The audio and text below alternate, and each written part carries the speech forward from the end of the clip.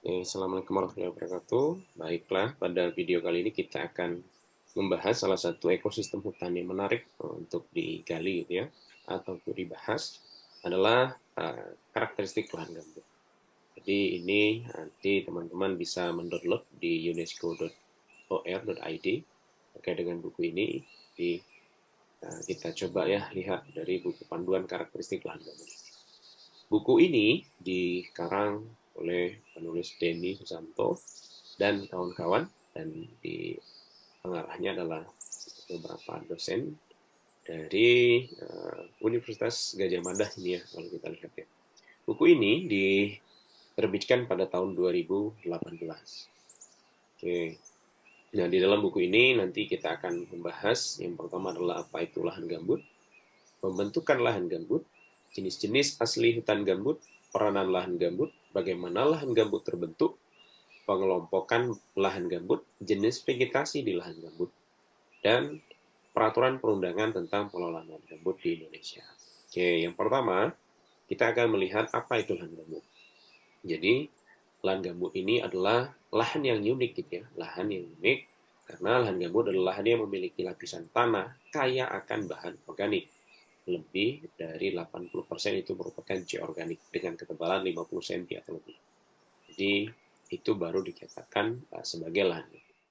Bahan organik ini terbentuk dari sisa-sisa tanaman yang belum melapuk sempurna dengan kondisi lingkungan jenuh air dan miskin hara. Makanya nanti kalau teman-teman lihat di gambut ketika diukur pH-nya itu sangat asam, bisa 3 sampai 4 pH-nya ya. Dan eh, pelapukan yang terjadi di lahan gambut ini cukup lambat. Terus lahan gambut banyak dijumpai di rawa belakang atau backswamp atau daerah cekungan yang drainasenya buruk. Sedangkan hutan gambut ini merupakan ekosistem hutan yang unik ya, seperti yang saya sampaikan tadi, unik. Tumbuh di lahan gambut dengan atau lapisan organik dengan kondisi banjir selama ribuan tahun. Oke.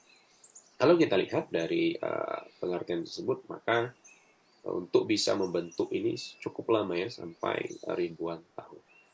Nah, apa peranan lahan gambut ini? Yang pertama adalah bisa kita lihat di Asia Tenggara ada kurang lebih 25 juta lahan gambut. Dan 15 juta itu ada di Indonesia. Teman-teman mungkin bisa melihat ya, sebagian besar sebarannya ada di Sumatera, Kalimantan, dan ada juga di Papua. Itu sebaran lahan gambut yang ada di Indonesia. Gambut ini bisa mengandung lebih dari 90% air gitu dalam setiap satuan volume, yang berfungsi sebagai penyimpan air dan pasokan air untuk daerah sekitar. Mungkin teman-teman juga sudah pernah mendengar bahwa gambut ini sifatnya seperti spons gitu ya, gimana uh, spons adalah menyimpan air tadi itu, seperti yang ada di sini. Secara umum, lahan gambut memiliki fungsi sebagai kontrol iklim global, fungsi hidrologi untuk mengendali banjir dan penyedia air, menjaga keanekaragaman flora dan fauna, terus bisa juga untuk fungsi pendidikan dan penelitian, dan fungsi produksi. Nah, fungsi produksi sendiri dari ekosistem lahan gambut meliputi produk hutan, ada kayu dan non-kayu.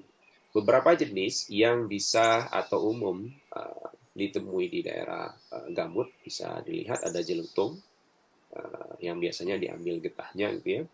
Ada madu, ada sagu, ada rotan, dan beberapa nanti mungkin jenis-jenis kayu komersil yang banyak didapatkan di dalam kawasan lahan gambut atau ekosistem lahan gambut. Nah, produk ikan juga cukup banyak gitu ya. Jadi mungkin di antara kita sudah cukup familiar ya, ikan gabus gitu ya, merupakan salah satu ikan yang menjadi apa namanya komoditas makanan ya, makanan yang khas di daerah Kalimantan. Ya. Haruan kalau disebutnya. Ada juga lele, betok, sepat dan lain sebagainya. Lahan budidaya, pertanian tradisional dan perkebunan. Oke, bagaimana lahan gambut ini terbentuk? Gambut ini terbentuk dari sisa-sisa tanaman yang telah mati, ya. Baik yang sudah lapuk maupun yang belum. Nah, lama-kelamaan terjadi timbunan terus-menerus dan bertambah, dan seperti yang saya sampaikan, dekomposisi terhambat oleh kondisi anaerob atau kondisi lingkungan yang menyebabkan rendahnya tingkat perkembangan biota pengurai. Artinya memang dekomposisinya ini agak lambat, ya, agak lambat. Pembentukan tanah gambut merupakan proses geogenik, yaitu pembentukan tanah yang disebabkan oleh proses deposisi dan transportasi. Berbeda dengan proses pembentukan tanah mineral pada umumnya dalam proses pedogenik ini, ya. Nah, ini bisa kita lihat ya, di mana di gambar satu itu ada dua ekosistem, dua wilayah itu yang terpisah berupa cekungan tadi itu. Lama-kelamaan nanti sisa-sisa serasa dan lain sebagainya itu menutupi cekungan tersebut. Ini ya, lama-kelamaan jadi seperti ini dan terus tumbuh dan biasanya akan bentuk gundukan gitu ya. Ini merupakan gambar pembentukan gambut. Pembentukan gambut memerlukan waktu yang sangat panjang, dapat mencapai sampai ribuan tahun. Nah, proses pembentukan gambut ini dimulai dari adanya danau dangkal, danau dangkal yang secara perlahan ditumbuhi oleh tanaman, air, dan vegetasi lahan basah. Tanaman yang mati dan melapuk serta bertahap membentuk lapisan yang kemudian menjadi lapisan transisi antara lapisan gambut dengan lapisan di bawahnya berupa tanah mineral. Tanaman berikutnya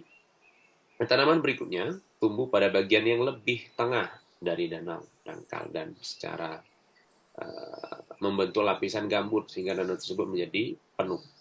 Bagian gambut yang tumbuh mengisi danau dangkal tersebut disebut dengan proses topogen karena proses pembentukannya disebabkan oleh topografi daerah cekungan.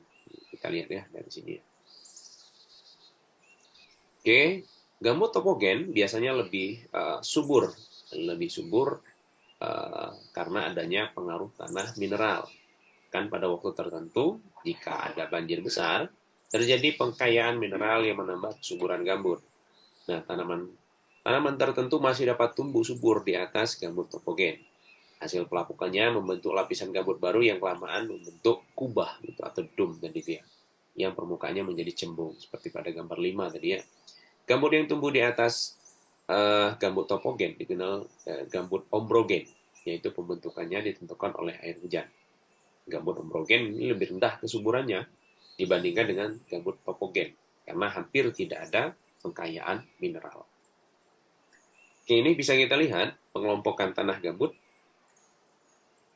Secara umum, dalam klasifikasi tanah gambut dikenal sebagai organosol atau histosol, yaitu tanah yang memiliki lapisan bahan organik dengan berat jenis dalam keadaan lembab kurang dari 0,1 gram per sentimeter kubik dengan tebal 60 cm atau lapisan organik dengan berat jenisnya bulk density 0,1 gram per sentimeter dengan tebal 40 cm. Gambut diklasifikasikan menjadi 3, jadi dilihat dari tingkat kematangan, kedalaman, dan kesuburan. Dan posisi pembentukannya. Ini kita lihat berdasarkan kematangannya, gambut ini dibedakan menjadi 3. Gambut saprik atau gambut matang, gambut yang sudah melapuk, lanjut, dan bahan. Asalnya tidak dikenali. Umumnya dia berwarna coklat tua sampai hitam, dan bila diremas, kandungan seratnya kurang dari 15%. Gambut hemik ini setengah matang, gambut setengah lapuk, sebagian besar asalnya masih bisa dikenali, berwarna coklat, dan bila diremas seratnya antara 15% sampai 75%. Dan yang terakhir adalah gambut fibrik, adalah gambut yang belum lapuk, bahan asalnya masih bisa dikenali, berwarna coklat, dan bila diremas seratnya lebih dari 75%. Jadi dia berdasarkan tingkat kematangannya ada saprik, hemik, dan fibrik. Oke. Nah, apa saja yang ada di dalam ekosistem lahan gambut ini? Vegetasi yang menyusun spesies-spesies yang sifatnya evergreen gitu ya. Kebanyakan flora pada hutan gambut mengalami modifikasi perubahan bentuk tubuh sesuai dengan kebutuhan seperti memiliki akar napas untuk memperoleh oksigen di habitat awan gambut yang hampir selalu tergenang. Antara lain adalah medang, Actinodactyl, terus Aglaya atau para-para, terus ada beberapa jenis pulai, Alstonia spatulata, terus ada Mersawa, Anisoptera, terus ada Empini atau Uncuni di Antidesma coriaceum, terus ada beberapa Barringtonia racemora atau putat. Terus ada Calophyllum purigeneum atau bintangur ya. Terus ada Cerbera edolam atau buto-buto, apalagi semua ada di sini. Terus ada Dilenia essensa, ada juga Diospyros ya, kayu-kayu malam atau kayu balam. Ada Gelutung, daerah Lawii, ada juga daerah Costulata yang mungkin nanti bisa kita temukan di Gambut. Terus ada Ficus, ada Garcinia, ada lagi rengas ya, ini yang cukup berbahaya nih. Nah, ini yang saya bilang tadi, salah satu jenis yang endemik dan khas memang adalah Gonistilus bancanus atau ramin. Terus ada Horsfieldia racifolia, ini darah-darahan biasanya dia berwarna merah bijinya ya. Terus ada Cnema, ini juga mendarahan, Cnema glauca dan intermedia. Terus ada Litzia, mendang-mendangan ini ya. Ada Macaranga, ada Mangifera perkulia atau asam-asam. Terus ada Nyatoh gitu ya, Palukium. Terus ada apa lagi? Sorea juga banyak. Biasanya di sini juga bisa kita temukan Sorea Palemban manica, Sorea platicarpa, ada juga Sorea blangera. Bisa juga ditemukan di sini. Terus ada Syzygium juga, ini Syzygium glaucum. Nah, ini biasanya ada di sekitar situ. Terus ada resak, Hepatica tasmaninia. Terus ada pelawan, Tristaniopsis meriguenensis. Nah, ini beberapa spesies vegetasi yang ada di ekosistem lahan gambut. Nah, sepengalaman saya ketika saya di lapangan gitu ya, menemukan salah satunya ada laban. Biasanya laban ini banyak ditemukan ketika lahan gambut tersebut sudah rusak dan biasanya akan tumbuh jenis-jenis pionir, salah satunya laban. Dan umumnya juga banyak jenis tanaman gelam ya, yang kayunya mengelupas seperti itu.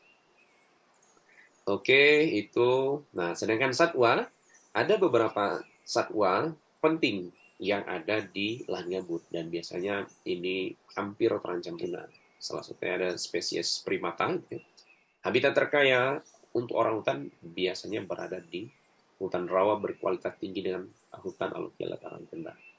Di Taman Nasional Gunung Palung, Kalimantan Barat, hutan gambut primer sarang orang hutan itu ya, memiliki padat yang lebih tinggi atau 49% dibandingkan dengan hutan dataran rendah.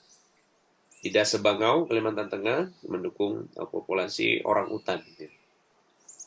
Terus ada juga mungkin bisa kita lihat bekantan. Nah, ini juga waktu saya ke lapangan di sekitar daerah Taman Nasional Sebangau itu ada bekantan gitu ya, ada lutung juga, ada apa lagi ini, sejumlah pelit yang terancam punah memakan hutan rawa. Selain itu, tadi ya seperti ikan toman, nah ini ikan-ikan yang sering ditemukan, ikan toman, ikan gabus, ikan lele, gitu ya. Ada ikan patin, ada ikan baung, ada juga ikan arwana. Selain itu, kalau reptil pasti ada buaya, jadi ada buaya sinyulong dan ada buaya muara. Nah, perubahan karakteristik yang terjadi adanya alih fungsi hutan gambut menjadi kebun kelapa sawit, nih ya. Biasanya ketika karakter simbol density-nya hutan gambut 0,1, ketika menjadi kebun kelapa sawit menjadi 0,27. Nah, apa yang terjadi ini disebabkan adanya pembakaran menyebabkan tanah menjadi padat tadi ya. Terus porositasnya hampir kurang lebih sama gitu ya. Hampir kurang lebih sama, terus air tersedianya malah berkurang karena biasanya pembakaran itu merusak koloid organik sehingga kemampuan mengikat airnya malah menurun. Terus ini terkait dengan sifat kimianya juga, fisika ya, permeabilitasnya juga ini. Terus pH-nya, ketika rawa gambut berubah menjadi kebun kelapa sawit, memang kita lihat pH-nya meningkat karena adanya sisa pembakar. Walaupun di sini saya sebenarnya ingin melihat bahwa apakah tidak ada cara lain gitu yang bisa dilakukan untuk membuka lahan gambut ini untuk dijadikan kebun kelapa sawit. Walaupun sekarang kita lihat bahwa harusnya sudah tidak ada lagi lahan gambut yang dibuka untuk dijadikan pupuk kelapa sawit karena sudah adanya peraturan penundaan izin baru gitu ya di wilayah gambut. Jadi tidak boleh peta indikatif penundaan izin baru atau PIPIP. Jadi wilayah-wilayah yang di daerah gambut harusnya tidak bisa dimanfaatkan lagi untuk alih fungsi menjadi kebun kelapa sawit. Mungkin yang bisa kita lakukan adalah menjaganya menjadi wilayah konservasi atau restorasi ekosistem dan seterusnya, itu mungkin bisa. Ya. Terus N totalnya sekian, 0,8 jadi menjadi 1,7. Ini juga sama akibat adanya kebakaran tadi itu. Ada P, KPK-nya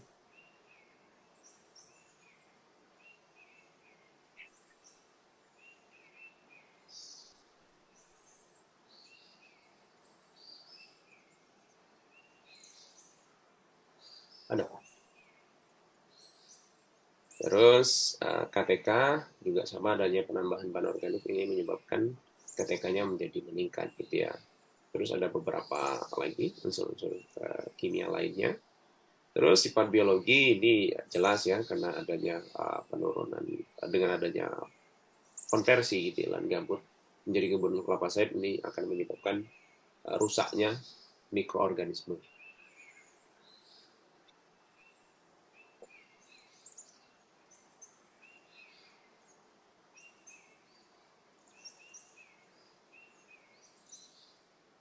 Oke, kita lihat lagi ini total mikroorganisme biasanya mengalami penurunan ya sebagian besar. Nah ini perubahan fungsi lainnya ini pelestarian sumber daya air mengakibatkan silangnya sumber daya air sehingga misalnya menyebabkan atau memicu kekeringan sehingga meningkatkan suhu dan gas rumah kaca. Terus kehilangan keanekaragaman hayati gitu ya karena air sawit salah satu jenis yang rakus akan air. Oke. Nah ini yang selanjutnya adalah kerentanan lahan gambut terhadap kebakaran. Jadi umumnya permukaan tanah tergenang ini akan lembab gitu. Kimia air gambut dicirikan pH yang sangat rendah seperti yang saya katakan di awal tadi, biasanya 3 sampai 4 gitu ya. Kandungan nutrisi dalam gambut juga sangat ditentukan oleh kedalaman lapisan mineral ya, asitnya tadi. Jadi kalau topogen cukup masih ada lapisan tanah mineral, kalau sedangkan homogen tadi tidak ada ya. Lahan gambut sering dikeringkan untuk dimanfaatkan sebagai lahan pertanian dan hunian. Pengeringan lahan gambut untuk drainase yang terlalu dalam dapat mengakibatkan penurunan muka air lahan atau penurunan muka air muka tanah, ya, air tanah. Gambut yang kering ini merupakan bahan bakar yang baik untuk sehingga akan sangat rentan jika terjadinya kebakaran. Terus lahan gambut sendiri memang menjadi lokasi yang paling mudah terpapar atau terbakar. Terus akibatnya karena tadi memang sebelum dilakukan pembukaan biasanya itu dilakukan proses pengeringan dengan membuat kanal-kanal terlebih dahulu ya.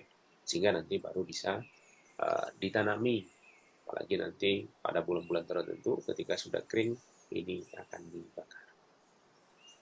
Sebagian besar lahan gambut masih bertutup hutan dan menjadi habitat berbagai jenis tadi ya, dan biasanya dia juga menyimpan karbon yang cukup tinggi atau cukup besar. Sehingga fungsinya sebagai penyangga hidrologi itu masih tetap terjaga. Konversi lahan gambut mengganggu semua fungsi ekosistem lahan gambut. Oke, ini kerentanan lahan gambut terhadap kebakaran, jadi sangat rentan apabila nanti terjadi pengeringan di lahan gambut tersebut. Ada beberapa peraturan yang bisa kita lakukan terkait dengan pengelolaan di lahan gambut ini adalah Undang-Undang Nomor 3 Tahun 2009 tentang perlindungan dan pengelolaan lingkungan hidup, Peraturan Pemerintah Nomor 26 Tahun 2008 tentang rancangan RT/RW, terus Perpres dan lain sebagainya. Ini yang bisa kita dapatkan dari buku ini ya. Saya mungkin akan sedikit menambahkan bahwa sebenarnya ada beberapa hal yang menarik di kawasan lokasi lahan gambut. masyarakat umumnya itu sudah mengetahui bahwa memang pemanfaatan lahan gambut itu tadi ada dua istilah, ada tanah geleget dan ada tanah datar gitu ya. Jadi tanah geleget ini memang tanah yang tidak bisa dimanfaatkan karena memang tanah basah gitu ya. Tanah geleget ini tidak bisa dimanfaatkan. Jadi harus yang tanah tinggi istilah mereka karena supaya tidak tergenang ini baru bisa dimanfaatkan. Biasanya di beberapa di daerah di Kalimantan umumnya memang banyak lahan itu termasuk di dalam lahan gambut. Terus uh, adanya kebijakan atau peraturan tentang dilarang membakar ini juga mungkin bisa jadi bahan evaluasi untuk kita bersama ya. Karena kebanyakan lahan tersebut yang dikelola oleh masyarakat itu mereka masih kesulitan untuk mencari teknologi lain yang akan dikembangkan di lahan gambut. Bagaimana mereka bisa membuka lahan tersebut untuk dijadikan lahan pertanian. Kalau tidak dibakar, itu mereka tidak punya teknologi lain untuk membuka lahan tersebut. Dan umumnya sistem ladang berpindah ini memang terjadi biasanya atau umumnya ini ketika saya temukan waktu saya penelitian itu umumnya masyarakat melakukan berpindah itu dari satu tempat atau satu lahan ke lahan yang lain itu dikarenakan memang produktivitas komunitas yang ditanam di sana itu sudah mulai ada beberapa karakteristik yang mereka mungkin bisa jadikan sebagai pacuan atau patokan untuk kembali lagi ke lahan tersebut. Antara lain adalah sudah banyaknya jenis pepohonan yang tumbuh di sana. Jadi mereka nanti ketika sudah melihat lahan yang mereka tinggalkan sudah banyak ditumbuhi oleh pepohonan, maka mereka akan kembali lagi ke sana dan biasanya memang akan terjadi penebasan dan pembakaran. Karena diharapkan dengan adanya itu tanah akan menjadi lebih subur karena mereka memang juga tidak melakukan pemupukan di sini. Nah, itu mungkin jadi salah satu diskusi yang menarik apakah dengan adanya aturan dilarang membakar ini justru membuat kejadian kebakaran itu menjadi marak atau memang dengan adanya peraturan dilarang membakar ini membuat wilayah gambut ini menjadi terlindungi. Silahkan bagi yang ingin berdiskusi silahkan disampaikan di sini. Akan sangat menarik nanti kalau ada diskusi ya. Oke, saya akhiri untuk video kita kali ini. Assalamualaikum warahmatullahi wabarakatuh.